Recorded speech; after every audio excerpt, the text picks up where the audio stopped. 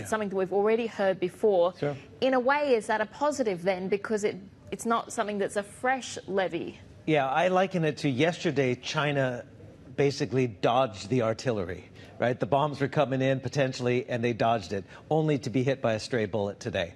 And that stray little bullet was this reviving. Oh, yes, because it was in an impromptu press conference, right, where they asked about tariffs. Yes, they sidestepped the broader tariffs upwards of 60%. That's still potentially in the works, obviously. He's tariff man, Trump, right? So he's going to probably do it. He's entrusted his agencies to come up with studies on the efficacy of global tariffs, including on China, as well as to kind of see the compliance of China from the phase one trade deal. So that was sidestepped. They missed that barrage. But today he was asked about it again, about tariffs, and he said, well, 10% is still in the cards, possibly February 1st. And that is not necessarily the broader one, but it is on broader goods.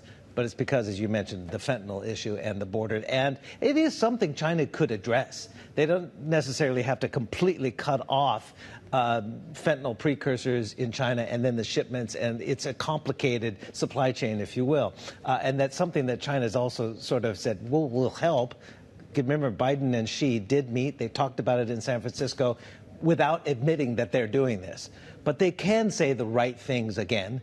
They could make some steps to avert this by February 1st. So I still think the overall tone is positive in the opening 2 days between Trump and China relations.